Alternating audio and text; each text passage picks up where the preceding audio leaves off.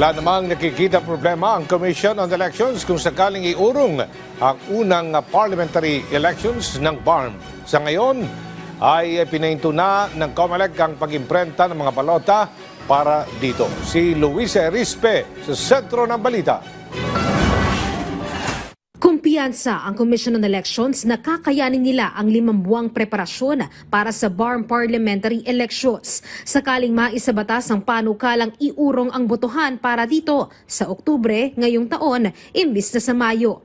Sabi ng COMELEC, ngayon pa lang nakalatag na ang magiging schedule ng kanilang preparasyon at magkakaroon pa sila ng sapat na oras para maipaunawa sa mga taga-rehiyon ang kahalagahan ng parliamentary elections sa kanilang lugar. Sa atin naman, kahit na hindi pa nasa-certify ng ating Pangulo yung bill sa pagpopospone ng Bangsamoro parliamentary elections, as early as last year ay pinag-utos na natin sa printing committee na iset aside muna ang printing pagka ang pag-uusapan ay sa Bangsamoro parliamentary elections.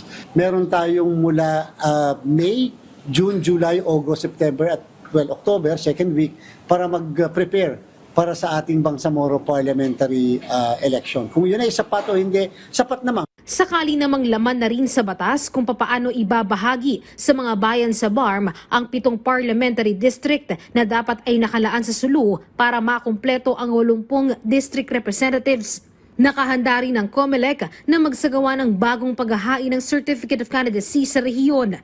Kakailanganing i-amend ang election code, ang administrative code, ang local government code at kinakailangan nila magpasa ng batas na magdi-distribute ng 7.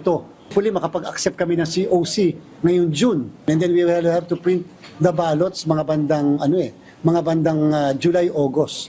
Kasi remember, this is a new reprinting of the ballots. Pero sabi ng COMELEC, kailangan maging malinaw pa rin sa batas kung magiging special elections ba ang pag-urong ng BARM parliamentary elections o ito ay magiging kadugsong lang ng national at local elections. Kung special elections kasi, kakailanganin nilang humingi ng 2.5 billion pesos na dagdag na pondo sa gobyerno at mahabang proseso pa sa bidding para sa automated elections. Pero kung magiging kadugsong lang ito ng midterm elections, ang gagastusin lang ng COMELEC pag-iimprenta ng 2.3 million na balota at dagdag na 2,000 honoraria para sa mga guro na magsasagawa ng botohan.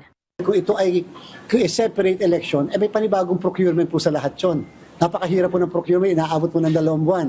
Ang procurement, wala po kaming sapat na panahon kung magkakaganon man.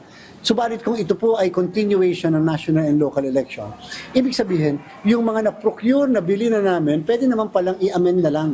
Sa ngayon, dahil nga umusad ang panukalang batas at sinertipikahan na itong urgent bill ni Pangulong Ferdinand R. Marcos Jr., hindi muna inimprenta ng COMELEC ang mga balota para sa BARM parliamentary elections.